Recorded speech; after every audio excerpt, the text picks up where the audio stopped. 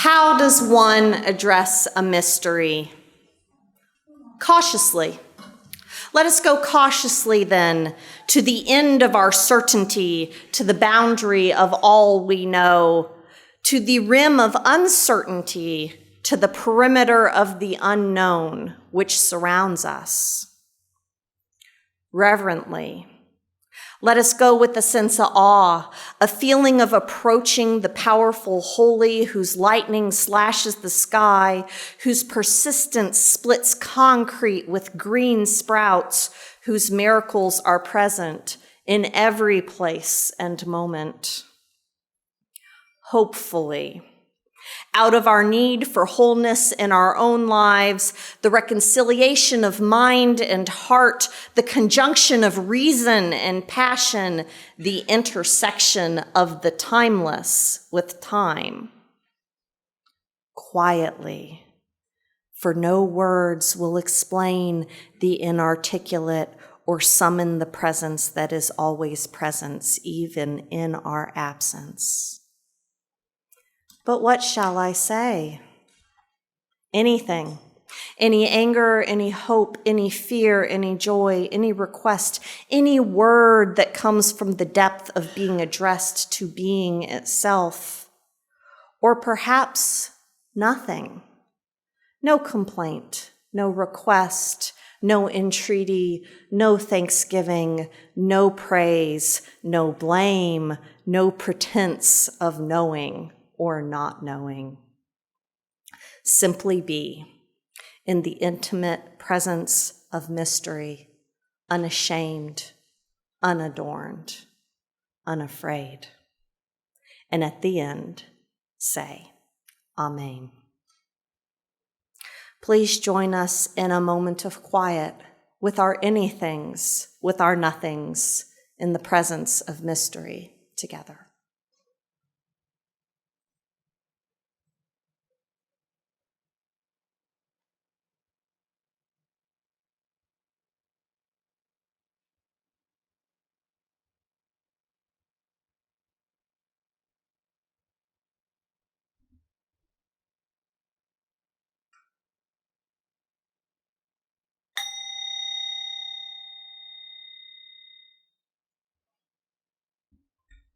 Good morning. I'm Tom Burns, and I'm your service leader today. My pronouns are he and him. Thank you for your presence, your voices, your light today. We are so glad you're here. Unitarian Universalism has identified 6 different sources of wisdom and guidance as we try to live out our principles and values in the world. Today we're talking about 2 of them together. The third source, which is wisdom from the world's religions, which inspires us in our ethical and spiritual life, and the fourth source, which is Jewish and Christian teachings, which call us to respond to God's love by loving our neighbors as ourselves. And it's interesting that Jewish and Christian teachings get their own source when they are definitely part of world religions mentioned in the third source. This delineation makes a little more sense in light of Unitarian Universalist history, and Reverend Tiffany will speak to that a little bit today. But we thought it made sense to talk about these 2 sources together. And world religions definitely contain excellent resources for us as we try to live out our vision of love, justice, and wonder. Let's light our chalice as we read our vision statement together. We work together as a church to transform ourselves, our community, and our world by sharing love, pursuing justice, and seeking wonder. We have a special announcement today from David Cashton, the chair of our endowment committee, to tell us about this very important fund. Good morning. Good morning. I'm David Cashton. I serve the congregation as chair of the endowment committee. Members of the committee include myself, Greg Kramer, Deb Helmer, and Frida Love. How many people would consider themselves familiar with the endowment committee, with the endowment fund? A big chunk over there and not so big over here. That's why I'm here today. The endowment is a fund that benefits the church. The money in the fund comes from members and friends, people like all of us. Each year, the fund contributes 4% of its holdings to the church's operating budget. Since the money in the fund is invested, it's hoped that these donations will continue in perpetuity. The endowment helps provide the church with long-term financial stability. As the fund grows, it helps ensure that HVUUC will be there in the future. Last year, the endowment fund contributed just over $6,000 to the operating budget of the church. Money donated to the fund generally comes from two kinds of donations. The first, and that's typically the larger amounts, are bequeaths from wills. It takes just a simple paragraph in your will to donate either a dollar amount or a percentage to the endowment fund. The other kind of donations are what I refer to as memorial donations. These are made when a friend or loved one has a life event that you want to commemorate, but you don't want to buy a bauble that's going to end up in the back of a drawer somewhere. It could be the birth of a child, a death, a graduation, or some other important event. Usually, the endowment committee is asked to notify the family of your donation, honoring them, and we're glad to do that. Donations, and by donations I mean checks, can be tossed into the Sunday collection plate, or mailed to the church, or given to the church's treasurer, Deb Helmer, or myself, or any committee member. Just be sure to write endowment fund on the note line of the check. Otherwise, it'll end up in the normal place where pledges go. If you have questions, by all means, ask me or any committee member. I'd be glad to answer your questions in coffee hour or anywhere. Thank you for your time. So this is actually good because this is a time for all ages that really is for all of us. And I'm glad that we're getting a chance to do it all together.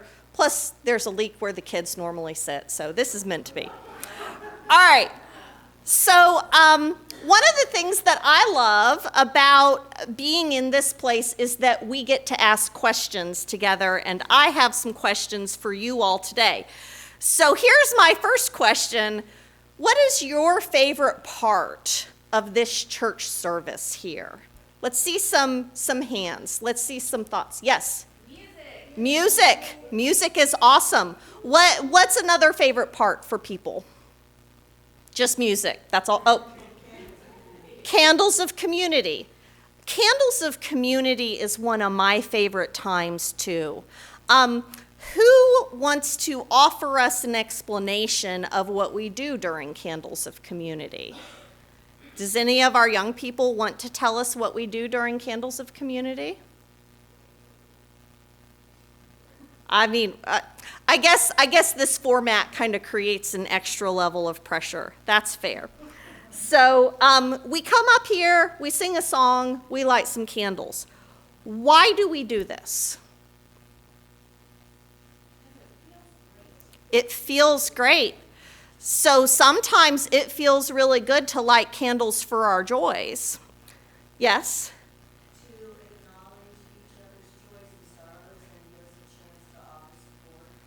To acknowledge each other's joys and sorrows and give us a chance to offer support. We do it because we care about each other, right? It's not just about what's going on with us, but that we also see what's going on with each other. Something that is very interesting about our Candles of Community ritual that we do almost every week is that we haven't always done it the exact way that we do it now. Many, many years ago, so far back that I wasn't here and that a lot of our young people wouldn't have been here, we used to do what we called spoken candles. Rather than using candle cards or emailing me, people would get up, light their candle, and then talk for however long they wanted to about whatever they wanted to tell the rest of their congregation about their joys and concerns. And I have tried to imagine what that would be like if we did that now. I think about how most Sundays we have about 30 candles lit, either from people coming up or raising their hands, and how if each of those 30 people spoke for only 2 minutes about their joys and concerns, that would be the entire service. We'd show up, 30 people would light candles, talk about what's going on in their lives, and then we'd have to go home, because that's all we'd have time for, which is pretty wild. So in order for the church to grow, we changed how we did Candles of Community. And it looked a lot like what we are doing now, except we used a different song. We used to sing a song called We Are Sending You Light. Again, I wasn't here for this, but I've been taught the history of our ritual. So Wendy here was a member of the church back then, and she knows this song really well. And she's going to share it with us so all of us newer folks can hear this piece of our history. And if any of you out there who are probably sitting over there know it, then I would love for you all to join in too while we sing this briefly. We are sending you light to heal you, to hold you. We are sending you light to hold you in love. We are sending you light to heal you, to hold you. We are sending you light to hold you in love. We are sending you light to heal you, to hold you. We are sending you light to hold you in love. Thank you. Thank you.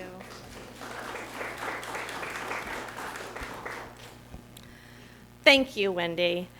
So they would just like we did, sing it over and over until everyone that wanted to light a candle had a chance to do so. And I don't know why, but at some point the congregation decided that they felt like doing a new song. And that's when we started doing Filled with Loving Kindness, the song that we all connect to this ritual now.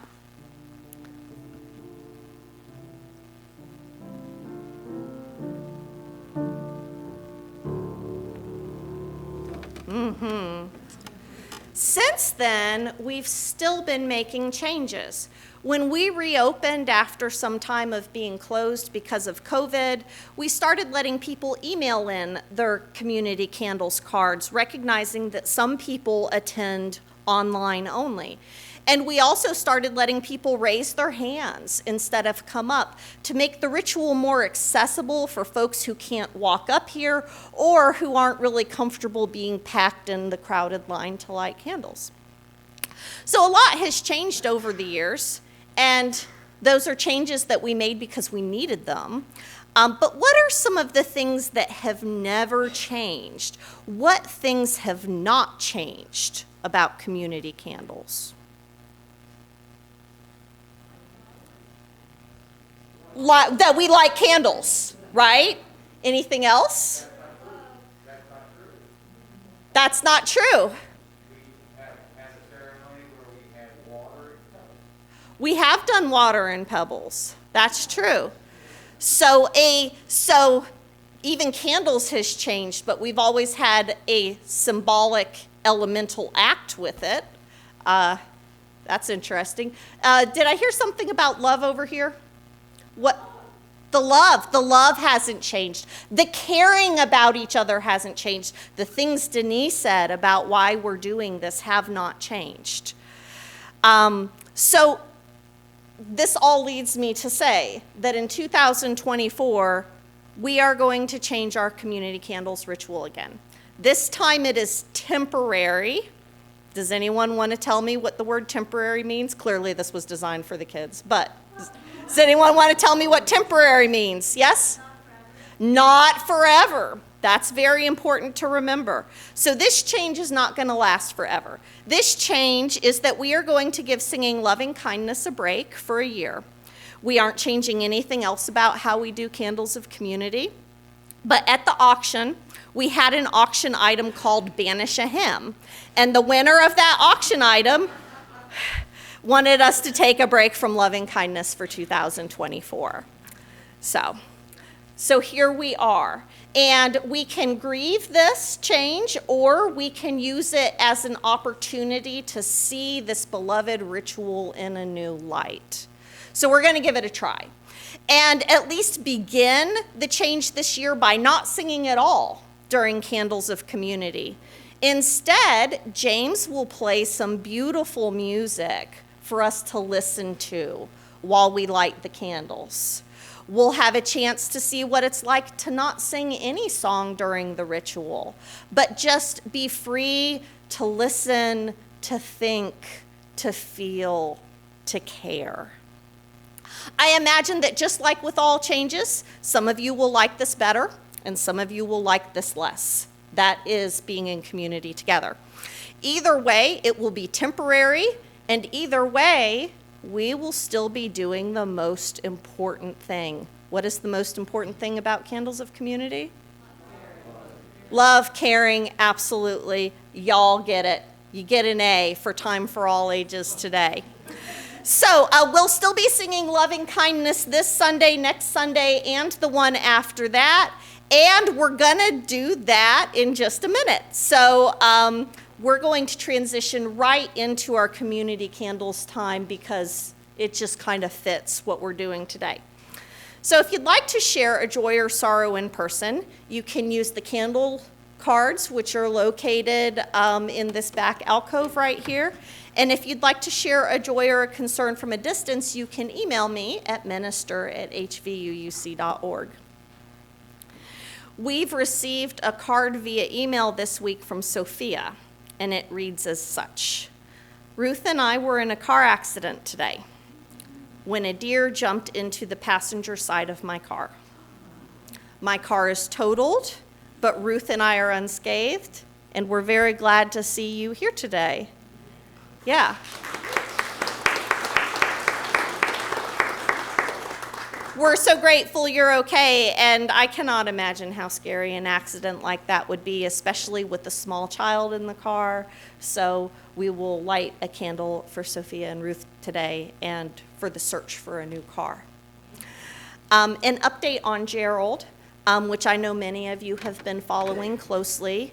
Gerald is home from the hospital and is on hospice. They have been receiving supportive visits from local family, faraway family, and some of their church family here. And some of us carolers are going to go to their house and carol for them after church today. We will be indoors, so the rain's not going to mess that up. They do express that they feel our love and support and that they are sad that they can't be with us here in person. So thank you to each of you for the love and care that you have shown them, for how you have reached out, and how you have helped them with practical matters. We received a joyful update about the giving tree, and I want to share that with you. This came in an email from one of our volunteers earlier this week. She said, around 4 p.m. yesterday, I hung 15 items on the tree. At 2:30 p.m. today, I went down to hang more. I did not see any of the items I hung yesterday on the tree. However, there were about 100 items on the tree. They were hung on clothespins and ribbons, so they were definitely not items from HVUUC. The items were a range of things within what we have requested that the list had on it, so it totally looks like community engagement. So cool.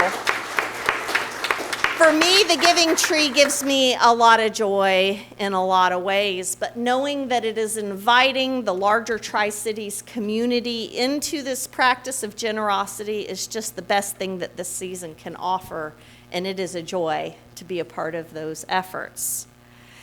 And I received this note This was part of the dialogue you all had during the Sound of Silence service, but this one didn't get read at the time, and we wanted a chance to read it now because it's from Catherine and it's marked as public. I found a UU church in Maryland 5 years ago.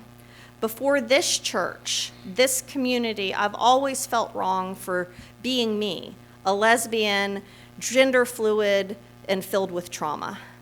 I've been to every church imaginable, Christian, Catholic, Mennonite, Pentecostal, and I've always hid who I was until I found Unitarian Universalism. That's a joy. Thank you for sharing it with us today. So if you would like to light your own candle, we ask that you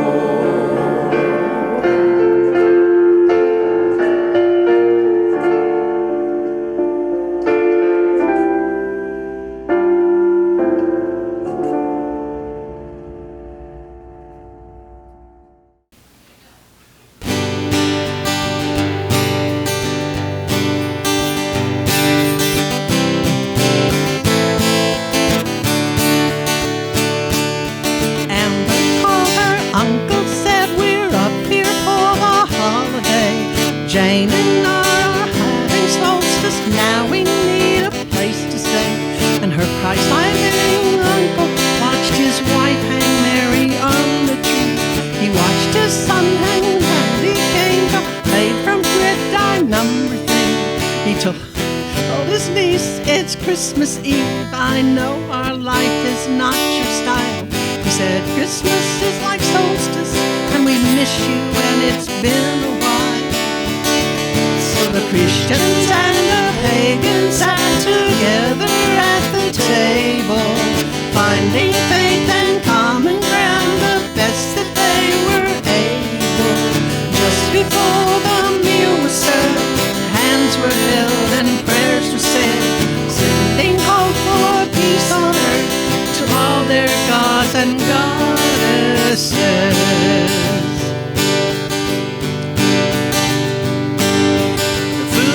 Great, the tree plugged in, the meal had gone without a hitch, till Timmy turned to Amber and said, is it true that you're a witch? His mom jumped up and said, the pies are burning. Then she hit the kitchen, and it was Jane who spoke and said, it's true your cousin's not a Christian, but we love trees, we love the snow, the friends we have, the world we share. And you find magic from your God, and we find magic everywhere. So the Christians and the pagans sat together at the table, finding faith and common ground the best that they were able. Where does magic come from? I think magic's in the learning. When Christians sing with pagans, only pumpkin pies are burning.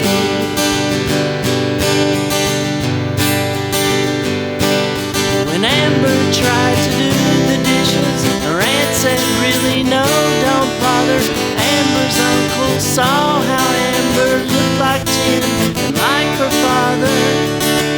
He thought about his brother, how they hadn't spoken in a year. He thought he'd call him up and say, it's Christmas and your daughter's here. He thought of fathers, sons and brothers, saw his own son tuck his sleeve, saying, can I be a pagan? Dad said, we'll discuss it when you leave. So the Christians and the pagans sat together at the table, finding faith and common ground, the best that they were able. Lighting trees in darkness, learning new ways from the old, and making sense of history and drawing warmth out of the gold.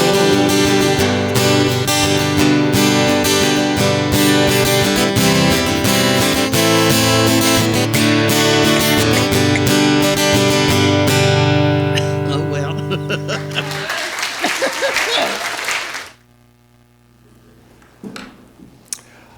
Our reading this morning is a reflection written by Unitarian minister and author Forrest Church. So this is pretty dense, but it has a great ending, so hang in there. In this excerpt, he is asking us to imagine that we have found ourselves in a cathedral that within it houses all of the religions of the world. This cathedral is as ancient as humankind. Its cornerstone, the first altar, marked with the tincture of blood and stained with tears. Search for a lifetime, which is all you surely are given, and you shall not know its limits. Visit all its alcoves, worship at its myriad shrines, nor span its celestial ceiling with your gaze.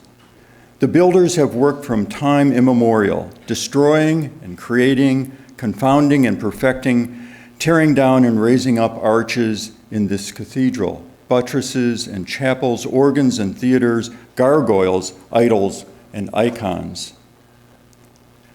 Not a moment passes without work being begun that shall not be finished in the lifetime of the architects who planned it, the patrons who paid for it, the builders who constructed, or the expectant worshipers.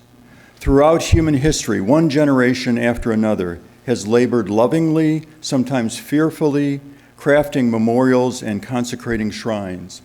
Untold numbers of these collect dust in long, undisturbed chambers. Others, cast centuries or eons ago from their once respected places, lie shattered in shards or ground into powder on the cathedral floor. Not a moment passes without the dreams of long-dead dreamers being outstripped, shattered, or abandoned, giving way to new visions, each immortal in reach, ephemeral in grasp. Welcome to the cathedral of the world. Above all else, contemplate the windows. In the cathedral of the world, there are windows without number, some long forgotten, covered with many layers of grime, others revered by millions, the most sacred of shrines. Each in its own way is beautiful. Some are abstract, others representational, some dark and meditative, others bright and dazzling. Each window tells a story about the creation of the world, the meaning of history, the purpose of life, the nature of humankind, the mystery of death. The windows of the cathedral are where the light shines through. Because the cathedral is so vast, our time so short, and our vision so dim, over the course of our pilgrimage, we are able to contemplate only a tiny part of the cathedral, explore a few altars, reflect upon the play of darkness and light through a few of its windows. Yet by pondering and acting on our ruminations, we discover insights that will invest our days with meaning. A 21st century theology based on the concept of one light and many windows offers its adherents both breadth and focus. Honoring multiple religious approaches, it only excludes the truth claims of absolutists. That is because fundamentalists claim that the light shines through their window only. Skeptics draw the opposite conclusion, seeing the bewildering variety of windows and observing the folly of the worshipers. They conclude there is no light. But the windows are not the light. They are where the light shines through. We shall never see the light directly, only as refracted through the windows of the cathedral, prompting humility. Life's mysteries lie hidden. The light is veiled, yet being halfway in size between the creation itself and our body's smallest constituent part, that we can encompass with our minds the universe that encompasses us, is a cause for great wonder. Awakened by the light, we stand in the cathedral, trembling with awe. One light, many windows. It's a great metaphor for what we do here as a pluralistic community. Last week's Festivals of Light filled this community with the light of many paths. Paths that have all been celebrated and honored here throughout the years by members and friends of our church that followed those specific religious paths in addition to being Unitarian Universalist. With all of this shining light, I think Forest Church's metaphor is especially apt for us in this season. It is awe-inspiring to think of all the different ways that all the different peoples of the world have named what is sacred, what is ethical, and what is worthy of their attention. And Unitarian Universalists, with our open-minded and open-hearted love of religious diversity, reflects many of their lights in our own stained glass windows.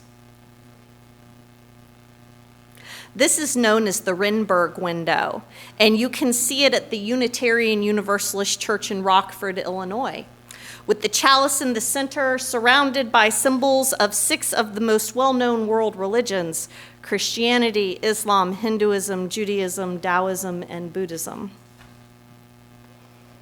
A little closer to home is this one at the Unitarian Universalist Church of Savannah, Georgia. They've added the humanist symbol and the pagan 5-pointed star, both of which we won't be covering today, but we'll talk about more later in the year. First Unitarian Universalist Church in Rochester, Minnesota has this beauty. They've got the kids' versions of the principles in here, which you'll probably have to Google if you want to see it yourself, and it's intertwined with world religions. This one's more modern, and I think it's breathtaking.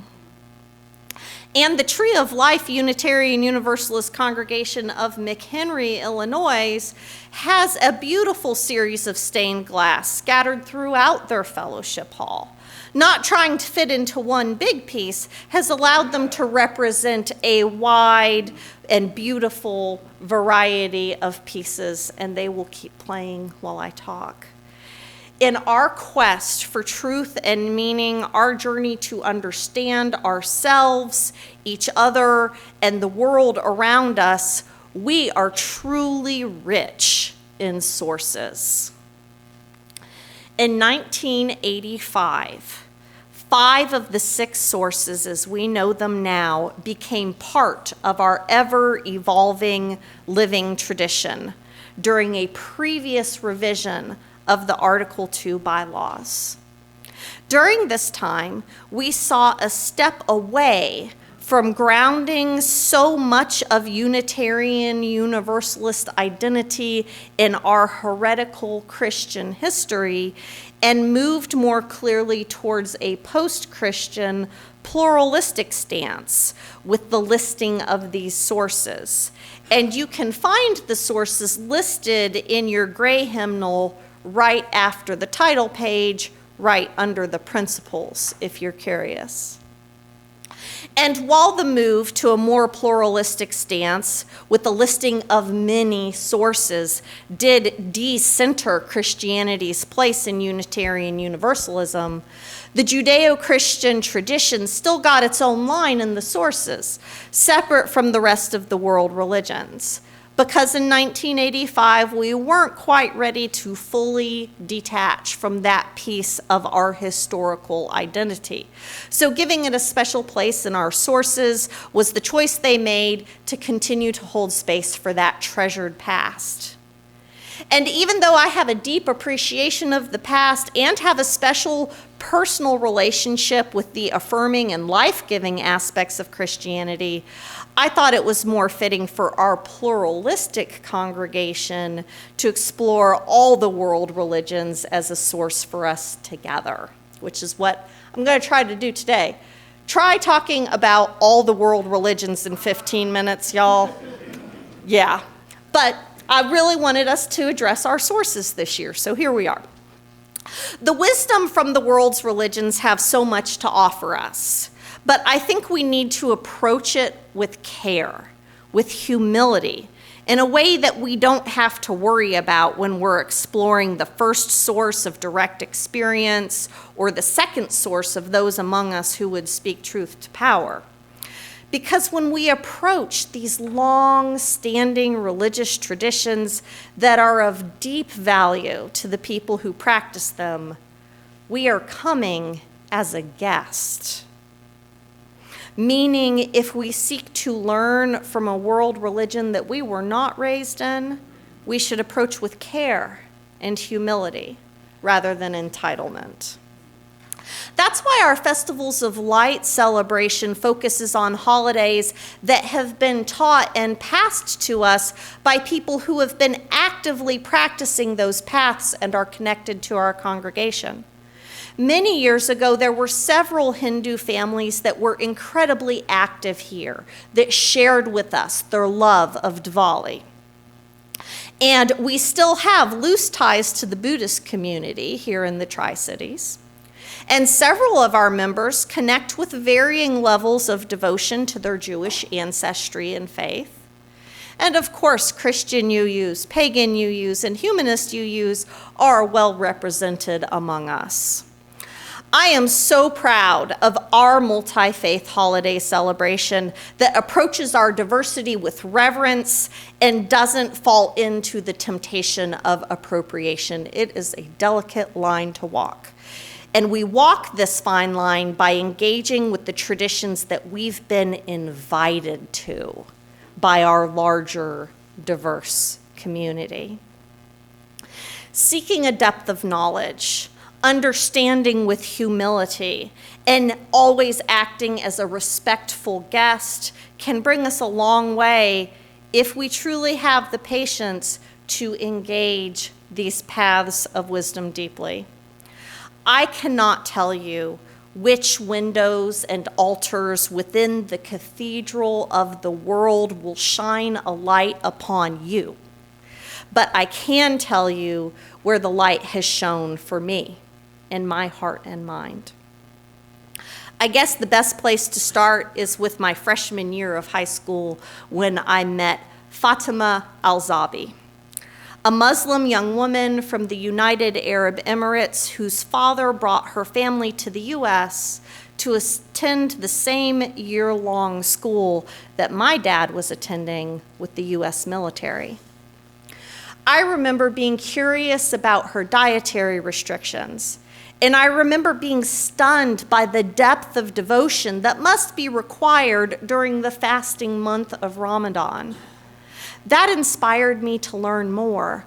I learned about their rituals of embodied prayer that they practice several times a day, of their deep acts of generosity and hospitality.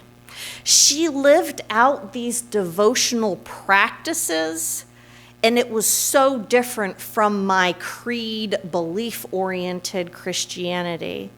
The discipline involved was impressive, held up next to my attend church every once in a while, casual Christian faith that I had as a freshman in high school. Clearly, some things have changed.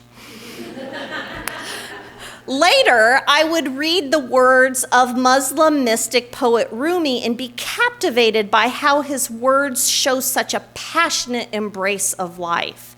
His words are the foundation to one of my favorite hymns here. Come, come, whoever you are.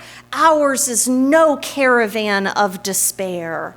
Come, yet again come. From Islam, I learned this wisdom of embodied devotion. A little later in high school, I was introduced to Taoism through my mother and a little book called The Tao of Pooh, as Winnie the Pooh. As someone who tries too hard all the time and has more than a little bit of anxiety, the three treasures of Taoism, simplicity, compassion, and humility, were a great relief to to my overactive mind. If you struggle with overachieving, Taoism might be for you. There's room for mystery. They say the Tao that can be named is not the eternal Tao. There's room for humor when even the most frustrating situations can bring you a laugh when you've practiced embracing whatever comes as just what is.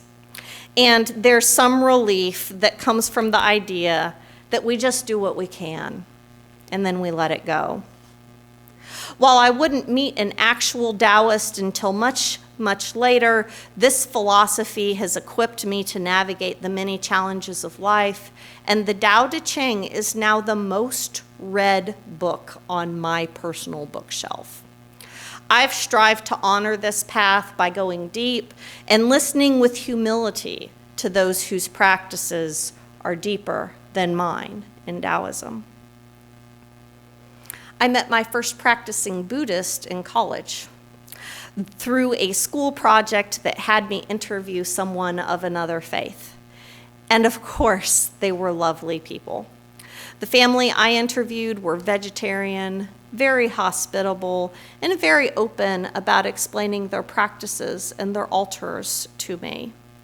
It seemed like they lived with very similar goals as I, to love this world and the people in it. This would become a common theme in many of the religions I encountered.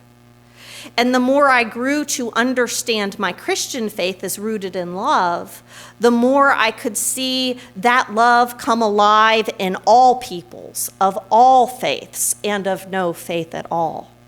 I think that when Forest Church talks about the same light shining through many different windows, it's really that sort of love that he's talking about. Later in my life, when I decided I needed a meditation practice, of course I went to the Buddhists. I'm not good at the discipline of just following my breath and letting everything else fall away. My brain just will not cooperate. I do better with the Buddhist Metta-bhavana meditation because it's a more active form of meditation.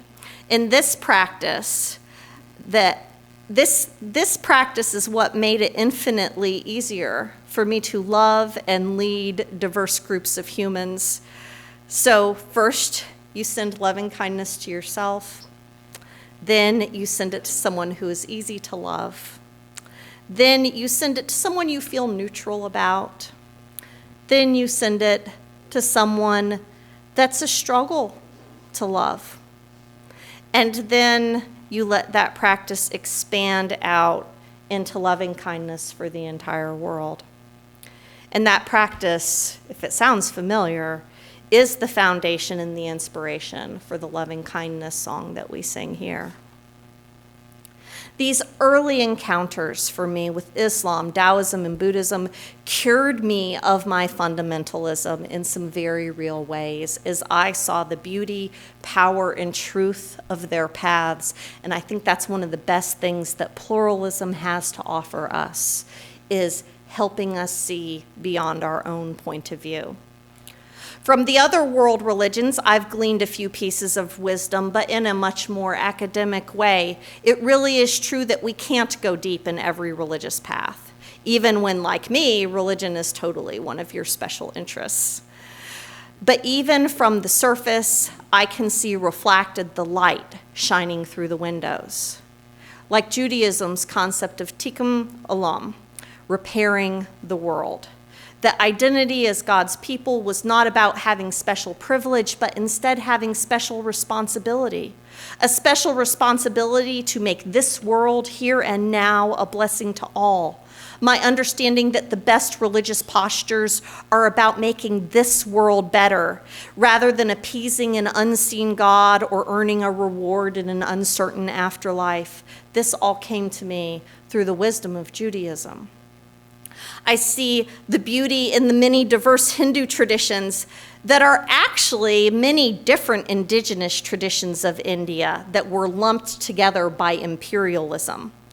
But in their common threads, we discover a beautiful ancient idea that we can experience oneness with each other and see a sacred light within each other. And I'm in awe of the way that followers of the Jain religion go through so much effort to do no harm, and the way Sikhs will feed everyone every day, regardless of religion, caste, gender, or ethnicity. I delight in the way Shinto traditions see an aliveness in the world around them, and especially in beautiful natural spaces, and in the way that the Baha'i see unity between so many beliefs and traditions and humanity itself. It really is true, like Forest Church said, each of us could search the cathedral of the world for a lifetime, and none of us would know its limits, visit its alcoves, worship at its myriad shrines, nor span its celestial ceiling with our gazes. As a community, each of us will find different resonances in the sources we encounter, and each of us will choose where we want to go deep, that they can help us become the people we want to be and help us create the world we want to live in. Our pluralism, our diversity in belief, practices, and priorities is one of our greatest strengths here, that together our cathedral will be wide and deep and will let the light shine in as many windows as possible. May it ever be so.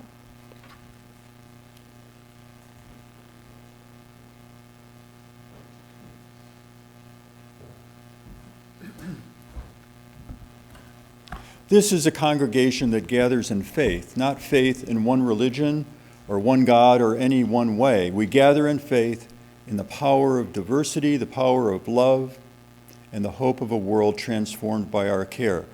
We gather in faith in ourselves and those around us, not a faith that requires perfection or rightness in one another, rather a faith that in our shared imperfection we may learn to stumble and fall together. Faith that we will help one another to rise and to try again and again. We are Unitarian Universalists. Thank you for being with us today. We'd love if you could stay for the coffee hour. If you're visiting, we invite you to leave your information at the welcoming table back there and grab a brochure. If you're interested in the work of the Social Justice Committee, they're having a meeting after church in the Res, the building up the hill from here. Right here. Stand corrected. If you'd like to go caroling, we have some soup and bread in the kitchen for our carolers, and then they'll be leaving at 1 p.m. to head to Gerald and Linda's house, which will be indoors, and then possibly to Franklin and Albertine's house, depending on how the weather goes. Since they can't come to us, we're going to them. We're still accepting Giving Tree donations, and there's a box for that in the fellowship hall in the back corner. Save the date for our December 31st pancakes and jam gathering. Rather than a regular church service, we eat pancakes together, and any of our musicians who want to perform for us do so in that open mic style. It's a lot of fun, and we hope you can make it. And if you've requested a name tag, it's probably hanging out on the table in the back corner, so pick it up. We really appreciate you all using your name tags. It's a generous act of hospitality for our new and newer folks. Our closing hymn is number 123, Spirit of Life, in the gray hymnal. We sing it through twice. This is also when we collect the offering. The funds needed to keep an organization like this going are significant, and we can only do it because of your contributions. When the plate goes by, please consider giving something to help our work continue. Please rise with us in body or spirit for our closing hymn, number 123, Spirit of Life.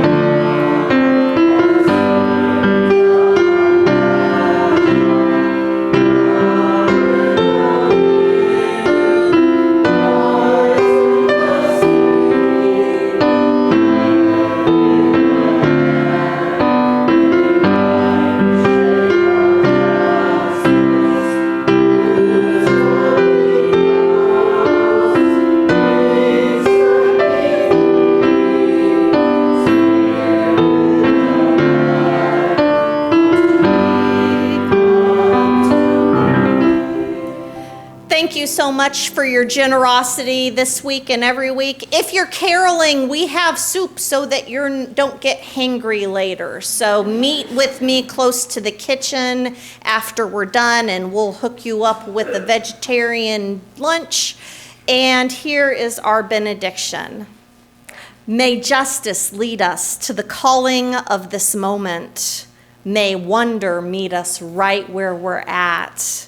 May we discover our collaborators and our companions, and may love guide us on our journey to transformation. Blessed be, amen, and go in peace. Yay, church.